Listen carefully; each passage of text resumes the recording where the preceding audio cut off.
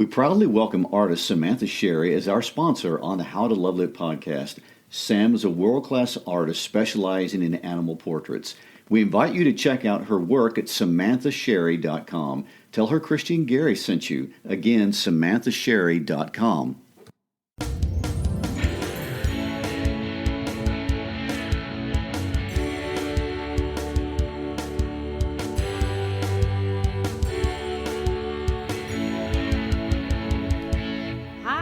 Christy Shriver.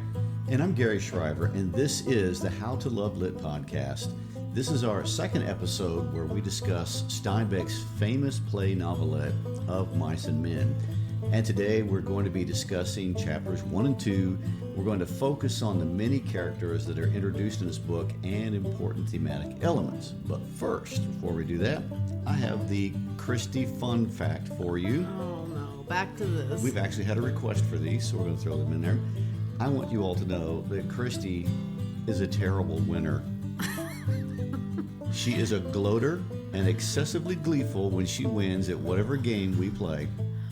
Well, that is true, but I'm actually a great opponent because I don't often win. I'm a mediocre athlete, so when I do, I enjoy every minute of it. Well, it's not true that you don't win very often, but yes, you wring out more glory and joy from a victory than anybody I know. So if you ever see Christine, you have to take her on in checkers or foosball or anything like that. Just be prepared. So anyway. Okay, well, that's a bit of a characterization. I think that's truth. And we are going to talk a lot about characterization this week. Last week we talked about the fact that Of Mice and Men was written in a way that could basically be lifted up off the page and performed as is. Now, what that means is that most of the story or the characters in the story are characterized or described indirectly, and we're going to get into that pretty seriously. But before we jump into the story and we start talking about who these people are, I would like to go back and mention one more thing that I mentioned last week about Steinbeck himself and what he's trying to do when he writes this book. I mentioned that he was a naturalistic writer, and I really think he is, although he kind of claims he was more modern, la-di-da, but whatever. He's a bit of both worlds. But I want to talk about naturalism because if you think of this book as a naturalist novel, it really helps you understand how to read it. Now, I'm going to lift this definition right out of the Britannica Encyclopedia so that it can be clear for everybody and you don't have to try to muddle through someone's interpretation of what it is. Well, I appreciate that because we all need to know what naturalism is as a point of view for a writer. You say that almost like when my kids say, this is important, and they mean it is not important. But it is. It actually is important because it's going to help you understand why the book unfolds the way it does. I think it does. So what we have in American literature is we have this progression of writing styles, and we start off, with the Puritans, and that's one style, and then we're going to get into the Patriots, and they wrote a certain way, and then we're going to get into some realism, and then we're going to get into naturalism. And naturalism is really influenced by scientific determinism. And so what it means is, and I'm going to read this, that authors try to emphasize man's accidental physiological nature rather than his moral or rational qualities. Individual characters were seen as helpless products of heredity and environment, motivated by strong instinctual drives from within and harassed by social and economic pressures from without.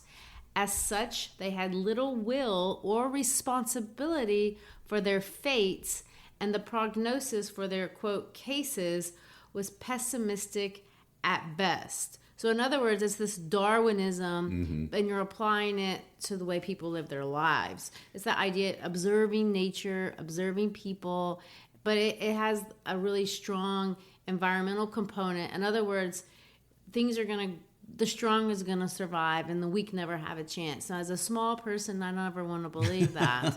But, that's the way that a naturalist would perceive the world. Okay. So it's very much evolutionary based. And so we're going to take that attitude and insert it into a literary style. And I think that really does hold true for this work.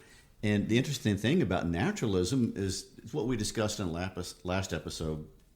It only has two parts. You're a product of either nature or nurture or a combination of the two, whereas other writers would throw in, no, there's a third element, which is human agency and your ability to act on your environment or to change these attitudes. Steinbeck really clearly drives it down the nature versus nurture, deterministic, naturalistic view. And we're going to see where that shows up in this writing. And I think it's important to understand that because it gives a certain flavor to the characters. Now, one thing I want to say about this is that Steinbeck is an artist, and artists reflect culture, whether they're painters or musicians or whether they're writers. They get into the business of interpreting the past and the meanings for the future through their current worldview, which in this case was Steinbeck in 1937. It's why archaeologists study ancient art, and it's really what art history majors study. They study the snapshot of the moment in time that was created by an artist. So I mentioned that because I personally like to harp on the idea of my favorite phrase historically, the arrogance of the present, where people take the moment they're in right now and interpret all of the past and project themselves in the future based on the bias of their current worldview. And, artists can be really helpful in detailing the culture of the moment, but they can be guilty of interpreting that meaning through kind of a stationary, static worldview, in this case, naturalism. So I'm making the case here that Steinbeck is going to give us an interpretation of the future based on naturalism and the idea that you're just this victim bouncing around inside of naturalism and nature versus nurture debate. Now, I feel like you might disagree with me on that. Well, I mean, that's certainly true, clearly, and it's true in The Grapes of Wrath. He sees man as being a recipient of all these terrible things, and that's true. But naturalist books aren't really well read, and the reason why they're not is because who wants to read that? That's so dark, and you're going to be depressed. Agree. And naturalism leads to nihilism. Oh, absolutely, in literature. It does. So naturalism as a genre didn't really thrive as well as other literary genres. So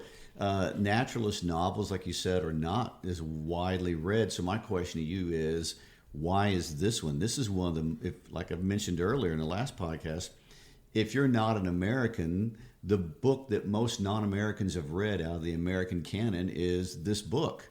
So if this book is nihilistic and it's of a genre that's not that popular, why does it transcend and why is it intriguing? Well, because it's not a pure naturalistic book. It's not totally scientific. And we see these elements of optimism, and we've, clearly under the surface. So it's dark, but it isn't so dark. We're not completely disavowing human potential or human opportunity, even though it kind of looks like we might be. We'll see this really clearly in chapter 3, and I think it's easier to see. This book really highlights racism and man's cruelty to man and oppression, and they do this to this one character who is a black man who works on the farm, but he can't live in the bunkhouse. He has to live outside of the bunkhouse and with the animals, which is, of course, it's clearly mean. You can see that it's mean. It's superficially mean. But what does Steinbeck do? This is the only character in the book who also can read. He's very intelligent, and they include him in their world. They play games, obviously. They play horseshoes. Yeah, they play horseshoes. I wonder if they gloat when they win. I'm sure they do. Everyone should. But the black character is the best one. So he's highly educated and for their world, and he's highly skilled, and he's highly talented. And although he can't quite get into the bunkhouse, he's almost there. He's in their world. And so Steinbeck is kind of leaving this futuristic hope, and he does this in several ways that makes people kind of hang in there with him. And because we see the dark in the world, that's clearly obvious. Well, that's interesting. And I feel like when he introduces the character of Slim, this is a big ray of hope in the middle of that dark little book. And we'll talk a little bit more about that. So having said all that, I want to get back to what this book is really about, and it's these characters. Now, characterization is a strategy that authors use to draw you into their character, into their world, to breathe life so that you can kind of put these people in the movie screen of your mind. It's why we have a hard time, watching a movie about a book that we've read, Right. because we have these things sketched out in our minds. The movie can never be as inventive as what you No, did in your own mind. we have it in our own way. And so Steinbeck has an interesting and unusual way of doing this. Normally,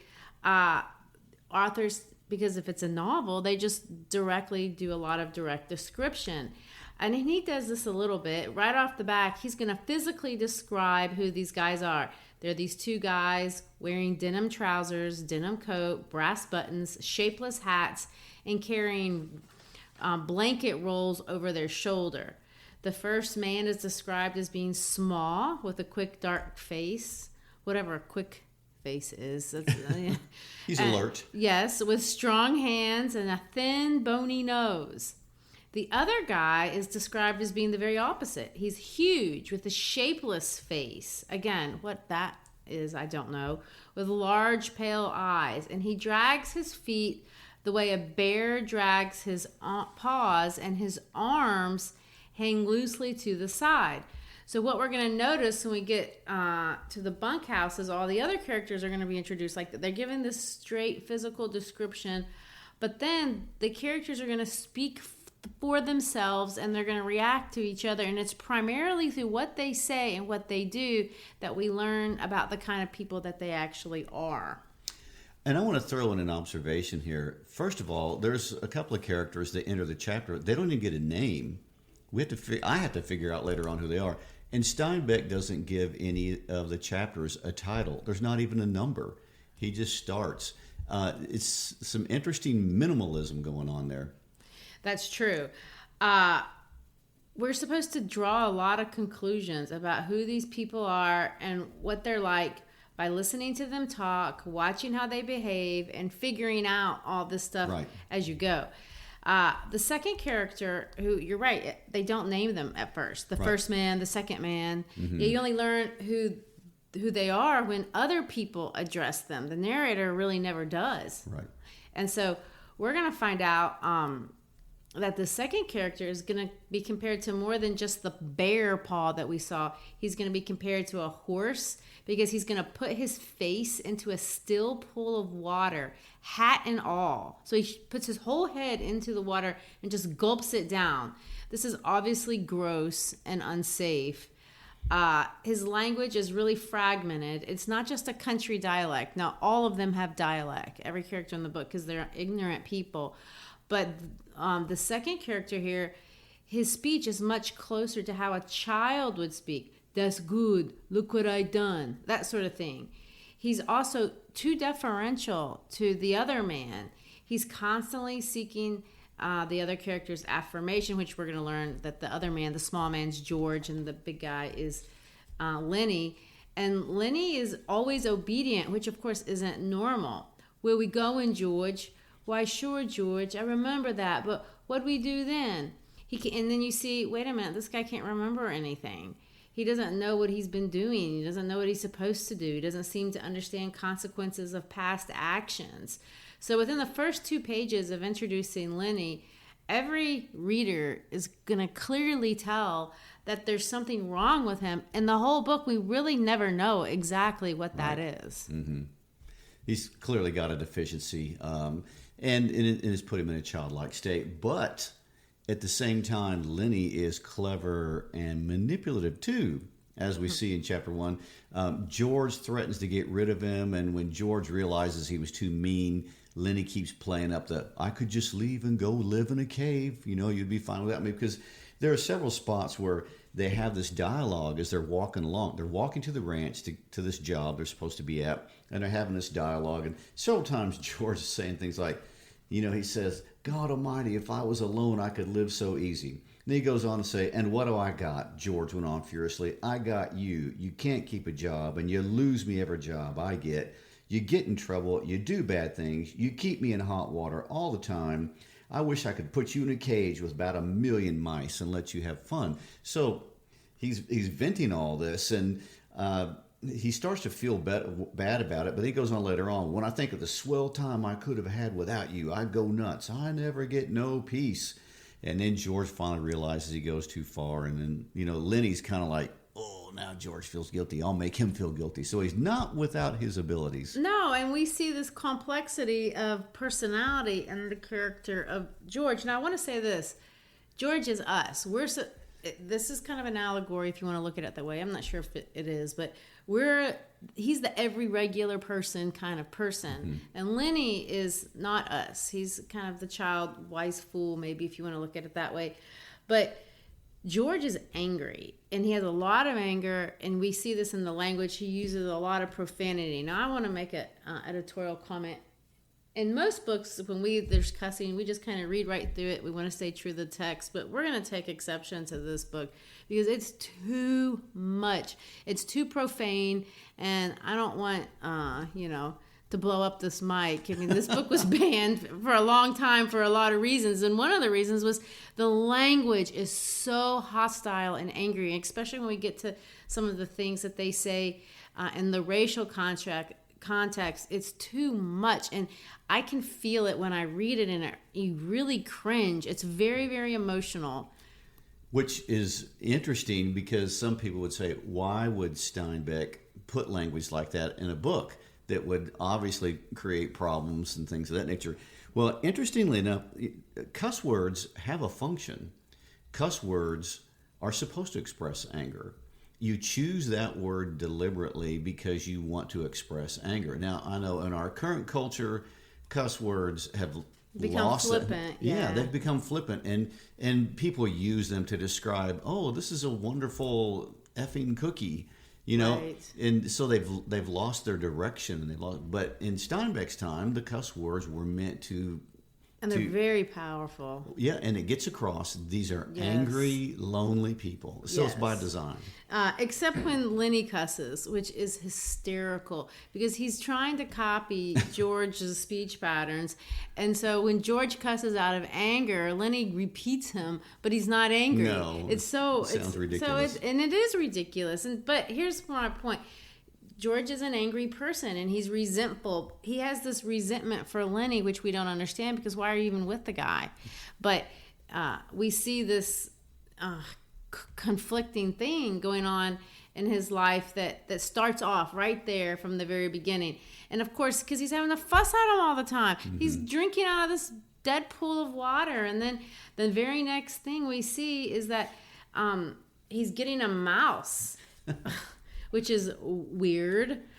So what happens was Lenny has got this mouse, and he's petting it, and then George has to throw it away. But why does he have to throw the mouse away? Because it's dead. And why is it dead? Because he killed it. And how did he kill it? He petted it too hard. Wow, what a way to go. So, but and I want to talk about the mouse in a minute in more detail. But what I'm trying to say is, we identify with George, but we also resent the fact that he's so mean. Right. I read this book in class, and the kids are always saying, why is he bullying the kid with special needs? We would never do that. That's so cruel. And you don't really understand that dynamic almost throughout the whole book. Why are you using this abusive, cruel language? And why does Lenny just take it and he doesn't even understand it until he doesn't? I'd like to point out, too, that in later chapters in the book, George gets questioned by a number of characters as to why are you with this guy? Why are you in this relationship with him? So lots of people are wondering. All right, so let's talk about the mouse. Oh, man. Okay, so you have to understand a little bit about symbols, because obviously the mouse is a symbol. And so somebody says, well, why is it obvious that the symbol is a mouse? How are we supposed to know that it's a symbol? Well, there's an easy answer for that. It's in the title. I mean, authors use really three strategies to show you that something is a symbol. One of it is they give it an unusual level of importance of something that shouldn't be very important. Like, why are we so obsessed with this mouse. Right. Or something that comes up all the time. If something comes up all the time, then we know that it's also going to be a symbol. So in this, and I get the question all the time, is everything a book and a symbol? And the answer, of course, has been famously answered by Sigmund Freud, who really didn't say this, but people say that he did. Okay. He said, you know the quote? Are you familiar with it? Sometimes a cigar is just a cigar. And we won't digress. No, but that people said that all the time in regard to literature, because sometimes things are just what they are. They're not meant to be anything deeper, but then sometimes that they're not. Sometimes that there is something there to kind of give away. So, and the author is going to try to tell you what is important and what's a symbol in a book, and speak through subtext. So, for example, if you ask a friend, where's the money stashed? And they'll say, oh, don't you want to sit on the sofa? The yellow sofa? The pillow on the sofa is yellow. Don't you think it's colorful and bright? Well, she just said sofa 4 or 5 times and pillow. Right. And so they give you that kind of clue. Oh, that must be where it is. Mm-hmm. It's the same sort of thing with symbols, that you see this here with the mouse. And then again with the rabbits. There's too much attention given to them, and so it's supposed to jar your mind.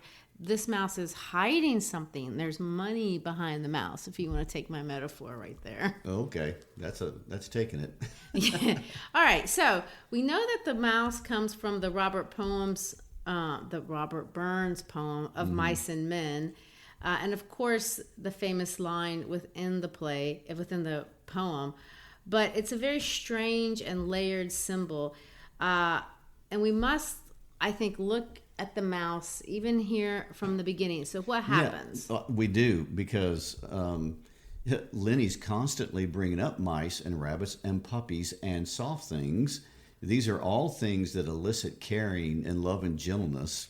Yes. Until he kills them accidentally. Yes, and we're giving away a little bit, but yes, that's exactly what happens. And then he, of course, is incapable of taking any kind of responsibility for his actions. He says that the mouse is at fault because it was too small. We're left with some questions about, well, what's going on? And we see this here, this connection again made here, and I'm afraid to talk about this. I guess I'll just give it away. So here we go. We have Lenny petting the mouse too hard and he gets killed. And then George takes the mouse and throws it in the woods. Well, we're going to find out later on that, is Lenny like a pet too? Or, there's Right. a strange connection there. And are we supposed to be reading some foreshadowing here? And of course, we don't know. All you're supposed to know now is that that's kind of weird. Right. And one thing I like to discuss with you is that we don't go too far off into the weeds. Too far off in the weeds in literary analysis, because I feel like what I as a listener want to know is, all right, tell me the stuff that helps me understand the story. Now, if I truly love the story, I'll go into all the deep elaborations later on. Well, then you'll like this about the rabbits. The rabbits show up in Looney Tunes. You pointed that out to me. I didn't know that. Yet Looney Tunes did a number of cartoons in the 1940s using characters from Of Mice and Men, and we'll try to put a link on the website to a YouTube so you can look at it and get the full effect of it. And the voice that you used a few minutes ago when you were acting out the part of Lenny is very similar to the voice characterization they use in a cartoon. It might be because I just watched that a few minutes ago. It's so funny. It could be they just set the standard for how we're going to do Lenny. Probably so. But anyway, all that to say is we're going to see, these bunnies and these rabbits. They're going to kind of come up again and again and again, and they're going to ask questions that we're going to kind of answer throughout the course of the book. Okay, and before we move on and start talking to chapters 1 and 2, I want to point out that what Steinbeck does as an author, he doesn't really ever go into George's mind. No, he never does. And to me, that was significant because it's a signature mark that makes this book different from other books. Because normally, If you're not paying attention, you might not understand that we don't really go into George's thought processes, because most authors will take you inside the internal mind processes and thinking of a character to help you understand who they are and what they're doing. George just like has nothing, and these two people have no history. As a matter of fact, the only history in this whole book is the incident that happened in Weed, California a couple of weeks ago that they were running from. So there's a lack of insight through the character's own internal thinking. Well, and that's by design. I heard one Yes. guy call him, he's a mute narrator, which is interesting. Well, it's a signature that stands out to me that makes it different from these other books. I do think it's important to point out the story. We find out a little bit of the frustration with George, with Lenny, because he tells him the story. He says, don't you remember what happened in Weeds? And what had happened in Weeds is he had gotten accused of raping a girl, and he wasn't trying to rape her. He just thought her dress was soft, and he kept petting it and petting it. Yes, giving her the mouse treatment, and she screamed bloody murder. And of course, they had to run for their lives. And that's how they ended up where they are then. And of course, we find out that he has an aunt who kept trying to, Aunt Clara, who kept trying to help him, and tried to give him like a rubber mouse, and that didn't work because it wasn't really what he wanted. So we see that in several ways. All right. Anything else we want to talk about in chapter 1? We see these two guys. Yes. We see the backstory. Yeah, so chapter 1 has 3 parts. It has the introduction of the characters, George and Lenny emerging out of the woods, walking towards the ranch. It spends a lot of time talking about the relationship between them, and then the chapter is going to end basically with the dream that the two of them have of having a place, having a home, having a stability. Living off the fat of the land is going to be a phrase they use over and over again. So we introduce their dream. And I think it's interesting to talk about. I want to read that section. What is the dream? Because I think this is a dream that people identify with in a big way when they read the book. Well, my first pass interpretation on this, first of all, this whole book is about isolation and loneliness. And the dream is having a place that you belong, having a place that you're there with your relationships and your connectedness. Well, we'll have a big vegetable patch and a rabbit hutch and chickens. And when it rains in the winter, we'll just say the hell with going to work, and we'll build up a fire in the stove and sit around and listen to the rain coming down on the roof. Nuts. I ain't got time for no more.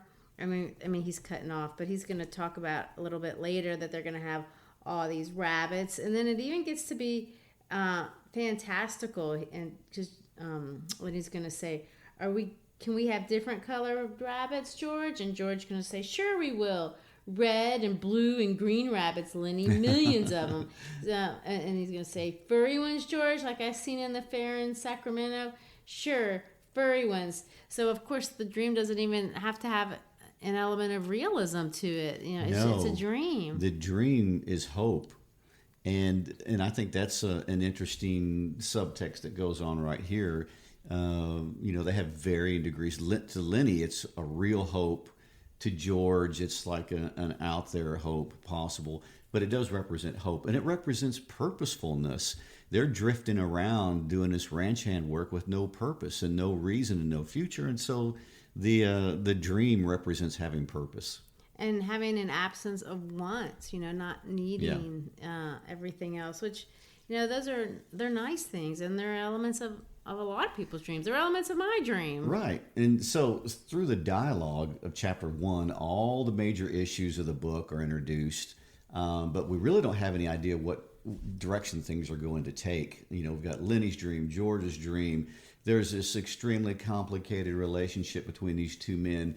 There's guilt versus no guilt. We get the promise of a pet, a puppy. Well, we introduce the idea of loneliness. Guys like us are the loneliest guys in the world. And of course, we have the foreshadowing, which is he's speaking to Lenny, if you just happen to get in trouble like you always done before, I want you to come right here and hide in the brush. That's an important thing to remember when we get towards the end. And of course, the story's going to end with the dimming lights, kind of like I talked about last time, as if it were a set. The red light dims on the coal coals of the fire, and then the chapter ends. And then, of course, chapter 2, scene 2, Right. completely different location. The bunkhouse, but yet, like he does in every untitled chapter, he begins each chapter with an elaborate description of the environment. And so in chapter 2, we're going to be in the bunkhouse. We're going to meet, in order of appearance, we're going to meet the boss. Then we're going to meet Curly. Then we're going to meet Slim. We will meet Carlson. And then we will meet Curly's wife. Yes. The description of the environment this time isn't the beautiful, serene outdoors. It's a harsh, sterile, long, rectangular building. The walls are whitewashed. The floors is unpainted. 3 of the walls have windows. Listen to this detail. 1 has a door. There are 8 bunks. Above each bunk is an apple box that's been repurposed to be a shelf that everyone puts their personal things in. And then there's this list of all the personal effects that would go in the box. One of those I think is interesting. He says is those Western magazines ranchmen love to read and scoff at and secretly believe in. And I think this is interesting because we're talking about dreams, and you see this idea of manhood presented in these magazines, these ready, sexy men turned cowboy with, their guns and their lassos. They kill mice or With a lasso? Well, they do. They kill flies off the back of their horse. Oh, with a whip. Yes, and there's authority Okay. and leadership and manly talent and bravery and that sort of thing. And then that's in the magazine. Well, I want to say this too. Those magazines reflect this dream of rugged individualism, which is part of the American national psyche. And yet Steinbeck's book is about, well, this is what real rugged Yes. individualism looks like. It looks like being a drifting ranch hand. And it's unglorious, it's natural, it's cruel. It's what we're fixing to see after they introduce the actual people. And of course, the first guy comes in and he's described, just like you said, no name, an old man dressed in blue jeans. He carried a big push broom in his left hand. And then, of course, he's going to, say, oh, the boss was expecting you last night. And he pointed with his right arm, and we're going to see that he doesn't have a hand. He only Right. has one hand. And of course, Are the hands a theme the in this hands book? are a thing. We Okay. noticed, I pointed it out with Lenny and George, and now we're going to see that, and it's kind of a pun too, because, they're all farm hands, and then, Different types of different hands. types of hands. And poor Candy, he's only like half of a hand because he's crippled and he can't do anything. He can't buck barley, so he certainly doesn't meet the manly ideal. And of course, he's going to introduce us to everybody else because he's also a bit of a gossip. He is. Yeah, he does. And I want to point out a little side note. I'll give you a fun Gary fact right here that goes Okay. on this. When I was in high school, I bucked hay. Oh, I didn't know that. Yes, it's a miserable job. What and is bucking? 'Cause I'm getting ready to tell okay. you. Anybody listening who knows what bucking hay bales is, they know it's a miserable job. So they go out there and they cut the hay, and the baler bales it up in those little 55-pound bales. And what you do as a high school kid, as I did, is you walk behind this truck throughout this whole field, picking up the hay bales and throwing them on the truck because it has to go be put in the barn. And so bucking bales means you're walking behind a machine all day long, picking up these 55-pound bales and throwing up on a truck. And Well, it's that just explains miserable, why hot, sweaty work. Lenny would be good at it. 'Cause Yes. he's a big guy. All right. Yeah. So what we're going to see is this level of tension with each character that comes in, and the first one that comes in after the Candy is, which we don't know that's his name, the old man. We have to find that out later. Yeah, is the boss, and the boss is a little stocky man. He's fat-legged, it says. I didn't even notice that. Yeah. He stands in the doorway. He wears blue jean trousers, a flannel shirt, a black unbuttoned vest, and a black coat. His thumbs were stuck in his belt, and he has a soiled brown Stetson hat, and he's going to wear high-heeled boots and spurs to prove he's not a laboring man, and he's all mad. Right. Because they were supposed to be there that morning to buck hay buck barley. Yeah. And he missed a half a day's work from these two guys, and they're going to have this kind of an interrogation. And of course, George, had gone over this.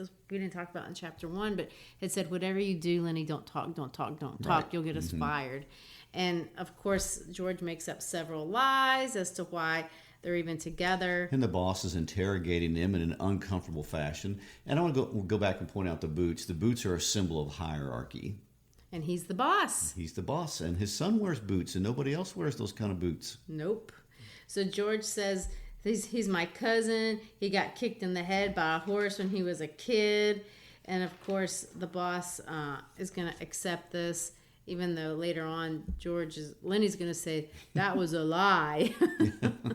Right. Yes. And he says they're related, which we find out is a lie too. So, Right. Which begs the question, well, why are you together? And we'll let the listeners know. We never know. We will never find out, because there's no history and there's no internal thought, which is Steinbeck's style. No. All right. So we're going to meet the next guy that comes in, and he's a young man coming to the bunkhouse, a thin young man with a brown face, with brown eyes and a head of tightly curled hair. He wore a work glove on his left hand, and like the boss, he wore high-heeled boots. And of course, he comes in and says, have you seen my old man? And Candy is going to kind of engage him. And then we're going to see that this guy has an immediate animosity towards Lenny. Mm-hmm.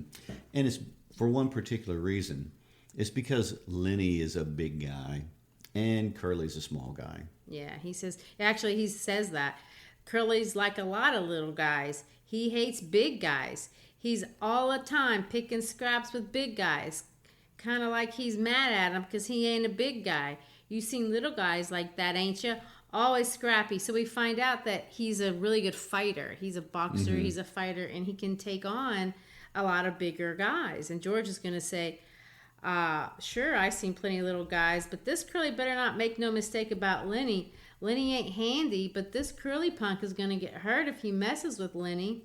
And of course, the other guy's going to say, well, Curly's pretty handy. Never did seem right to me. Suppose Curly jumps a big guy and licks him. Everybody says that a game guy Curly is. And suppose he does the same thing and gets licked. And everybody says the big guy ought to pick on somebody his own size. And maybe they gang up on the big guy. Never did seem right to me. Seems like Curly ain't giving nobody a chance. No, and I want to say this about Curly too.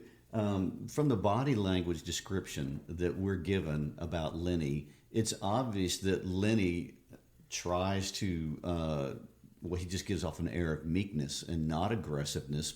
And he's certainly not giving off an air of a man who's trying to establish a pecking order. As a matter of fact, Lenny's busy trying to be invisible, even though he's the biggest person in the room.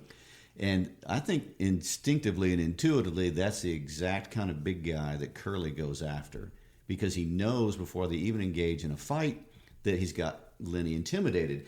But George is going to say something very interesting that I think is very telling. He just says, when he's talking about them fighting, he says, Lenny don't know no rules. Right. And that's a scary thought. Yeah, well, it is. The other thing to point out, well, there's a couple more things to point out about the Curly. He got married a couple of weeks ago. That's not very long. Mm-hmm. He's gotten married 2 weeks ago, and of course, he's cockier than sense. And then he's doing this thing. You seen that glove on his left hand? And George is going to say, well, I seen it. That glove's full of Vaseline. Vaseline? What the hell for? Well, I tell you what, Curly says he's keeping that hand soft for his wife. So now we see what kind of hand that Curly is. He's a disgusting, gross human being. No doubt. I don't know how you can say it any better than that. He's a foul man. Well, and George seizes on that immediately and gives his version of ooh. Ooh, he says that's a dirty thing to tell around. And of course, Candy loves the idea that he gets to share the best gossip of the whole place. Well, and since George had a negative reaction, at least Candy knows, I got a friend I can trust now. And then he says this, wait till you see Curly's wife. and we're going to here next, right? Yep. But before we do, I do want to bring out one more thing. And I didn't notice this until like the third time I read this book. George is playing cards the whole time. A hand of cards. Ba-dum-bum. The puns go on. More hand typology. But he plays solitaire. So he's playing by himself. And I don't know if you've ever played solitaire, but it's almost impossible to win. You're going to lose. That's one game that you're going to lose at, unless you cheat. If you play by the rules, you'll lose. Yeah, yes. I always cheat because I don't want to lose. But most of the time when you play solitaire, you're playing against yourself and you're never going to win. So I have a side question here. When you win at solitaire and no one's around, do you still gloat? Of course. Okay. All right. Well, they get talking about Curly's wife. And we are introduced to her. First of all, Curly's wife is never going to be given a name. Right. She doesn't have a name. But she's called a tart and a Lulu. Now, we don't use those words anymore. We have updated language. Oh, well, yeah. But a tart is a promiscuous woman. A Lulu is a tramp, a trashy woman. So they have a lot of derogatory terms, and they always call her that. Right. And she shows up unannounced in the doorway when they don't expect her. Yes, and of course, Lenny doesn't know that she's a danger, but she's standing there looking in. And it says she has a full rouged lips with wide spaced eyes, heavily made up. Her fingernails were red. Her hair hung in little rolled clusters like sausages. She wore a cotton house dress and red mules on the insteps, of which were little bouquets of red ostrich feathers. Which she looks like a very attractive woman until the other description is her voice had a nasal, brittle quality. Yes. Well, she's very sexy. Red, red, red, red, red. That's a sexy color. But her hair is in clusters like sausages. You couldn't use a better word to describe. So Ringlets. Right. But it's not an attractive way to say ringlets. Mm-hmm. So she's got to me, it's a trashy description of a woman who could be attractive, but isn't. She's too much. Mm-hmm. So anyway, she's in there and she always claiming to be looking for Curly. And she goes, "You're the new fellas. Just come in, ain't ya?" "Yeah." And he goes, "Sometimes Curly's in here." And of course, George says, "Well, he ain't now." "Well, if he ain't, I guess I better look someplace else," she said playfully. And Lenny is just going to watch her. He's fascinated. George tries to brush her off. And she's going to smile archly, it says, and twitched her body. Nobody can't blame a person for looking, she said. There were footsteps behind, and then she turns her head. "Hi, Slim." So there you go. Oh, my. Yes, and I would like to point out that she is exercising some power. Yes. However you want to view it. She is going in there and demonstrating her ability to unnerve this group of men, and she enjoys doing that. And, of course, when she leaves, George is going to say, "What a tramp," and all kind of things of that nature. And Lenny's going to go, "She sure was purty." But the more they discuss it, Lenny's finally going to have this reaction. He's just going to say, "I don't like this place." Yeah, this ain't no good place. So he intuitively begins to feel this is dangerous.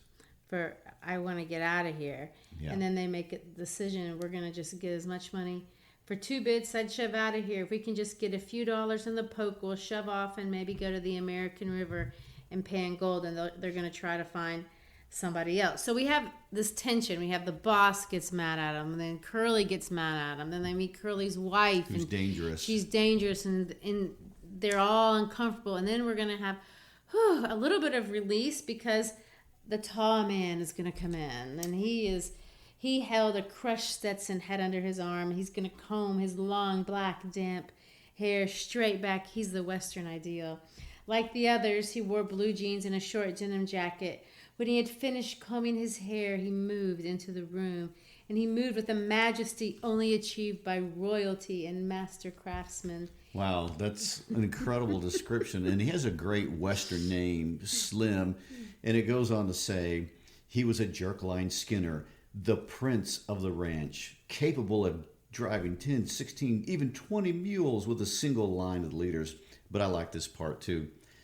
There was a gravity in his manner and a quiet so profound that all talk stopped when he spoke.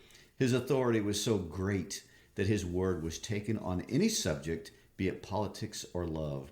This was Slim, the jerkline Skinner. His hatchet face was ageless. So he's a goddess. I mean, a god, Right. a Greek god. A Greek guy goes on to say, his ear heard more than was said to him, and his slow speech had overtones not of thought, but of understanding beyond thought. Well, and you skipped over one of the best things. It says he was capable of killing a fly on the wheeler's butt with a bullwhip without touching them. So he has skills with the whip. I told you, it's the Okay. Western ideal. Yes, and he's omniscient almost. Oh, he's the man. Then he says his hands, large and lean, were as delicate in their action as those of a temple dancer. I don't know what that means. Well, if you think of belly dancers and their hands. Apparently, he has all that kind of So he's got the kingly Subtleties. hands. His hands are perfect. Everything about him is perfect. right. Okay, so even down to that detail. Even down to that detail. And of course, he's going to come in, and we're going to immediately after that meet the last guy that lives in the bunkhouse together with them. And I want to point out that this guy doesn't have a lot of description. A powerful, big-stomached man. Yes. And we don't even find out about his hands. And the reason why I point that out is he's driven by his stomach, which is going to really kind of be the only thing that he's about. And he gets a name first off. My name's Carlson. And then they're going to say, I'm George Milton. Here's Lenny Small. Can I make a little comment right here? Of course. George Milton. What was the comment you made to me about the connection to Milton? Oh, well, we'll talk about next week. Okay. Yeah. The name's supposed to go, that reminds me of something. And We'll find out what it it is next week. Yeah, good point. I'm glad you brought it up. Glad to meet you, Carlson said. He ain't very small. He chuckled at his own joke. Ain't small at all. And then he immediately turns to Slim because he has some business. And it's mean business. He wants to kill Candy's dog. Well, he has an explanation for why he wants to. Yes, the dog's old. And smells bad. And smells bad. And he says, didn't your dog have puppies? Can't you give him a dog and then we can shoot Candy's dog? Well, that is so mean to say. Right. Anyone who's a dog, well, I don't have a pet, but I have had pets. And one of the reasons why I don't have a pet is it's so sad when they die. I mean, I true. remember thinking, why am I bringing sadness like this into my life? It's so, and here he is wanting to kill one of his quote friends' dogs because he's near blind, can't eat, Candy can't feed him milk, he can't chew nothing, and he's uncomfortable for us. I don't want to have to deal with him. Let's just shoot him. Right. And of course, And his fix for that situation was to shoot the dog and then give him a new puppy that give him a Slim new had. puppy. And of course, Lenny sees all this, and he can't think outside of his own world at all. He goes, "Oh!" Immediately fixated on soft, furry puppies. He said, "Yes." George said, "I heard him, Lenny. I'll ask him." "A brown and white one," Lenny cried excitedly. So George already knows before Lenny can say anything, oh dear, Lenny's going to want a puppy. And because they had just talked about that before. So they go out the door, and of course, the sunshine, just like the closing of the last chapter, we're going to have some lighting instructions, is going to lay in a thin line under the window. From a distance, there could be heard a rattle of dishes. Mm-hmm. And then to kind of end things up right here, when it sounds like there might be some resolution and comfort, who bursts in right before the end of the chapter? Curly. Yes. And who's Curly looking for? Who is he looking for? He's looking for his wife, which is a repetitive theme, looking for his wife. And so we're going to end up the chapter with this idea. George says to Lenny, Lenny, I'm scared I'm going to tangle with that bastard myself. I hate his guts. Yeah, that's a mean thing. The guy's mean. That's all I Yeah. can say. All right, we're going to close up a couple of final thoughts. As you think about what this chapter means, besides just the story, I I want to talk about, like I said, getting back to this naturalistic idea. We see him drawing these people in a very naturalistic way. Sylvia Cook, who's a famous critic, she says that Steinbeck is going to organize these groups of human beings so that we can see them behaving as a single organism, with each individual members behaving as cells in the organism. So look at them as a bunkhouse, a community, but each one is going to relate to each other in an interesting way. She's also going to say that Steinbeck is concerned with how things exist rather than how or why they have come to be the way they are. Right. Thus, the no interest in the background of history or the internal thought processes. Exactly. And then she's going to say that there's a holistic sense of unity and interdependence of all life on each other and on the environment. So what is the relationship between, how does the environment mold the people and the people mold the environment? There's that interconnectedness that we're going to see kind of develop throughout. There's no question that there's a lot of fatalism in the book. It feels wrong and mean, even if it is kind of natural. It's not really humanity at its best. And Steinbeck was indeed a believer in describing people as they really are. But in some ways, you know, he's going to challenge our values by making us look at this reality. In other words, this is who you are, but there is also this theme of brotherhood. You know, we could be better than this, perhaps. And I think that's kind of why we love it. We know that the dark deterministic element of life is out there. We can see it. We see what he's seeing. But yet there's this love, you know, a bond that runs a little bit deeper. It's not a sexual love. It's not really even a friendship. There's kind of this human sacrifice that isn't a part of nature. That's not what the Darwinist natural environment would ever see. But we know that exists, and we see that undercurrent in the story. And I think that's going to kind of be what brings it together. Well, I agree. And so I'm going to kind of give us a very simple summation of what we did. In chapter 1, we introduced the characters, we introduced their relationship, and then we talked about their dream. In chapter 2, we meet all the other characters who are going to move the story along in their role and how it affects the dream. That's the quick, easy summation of what we looked at today. And then next week, we're going to get into the drama of it all. Less philosophy, more action. Yes, okay. All right, well, thank you for being with us today. And we always like to encourage everybody to check out our webpage, howtolovelitpodcast.com, to follow us on our Facebook page, the How to Love Lit Podcast Facebook page, our Instagram page. Connect with us. We would love to connect with you and hear more from you. So thanks for being with us again. And don't forget to check out Looney Tunes of Mice and Men. Peace out.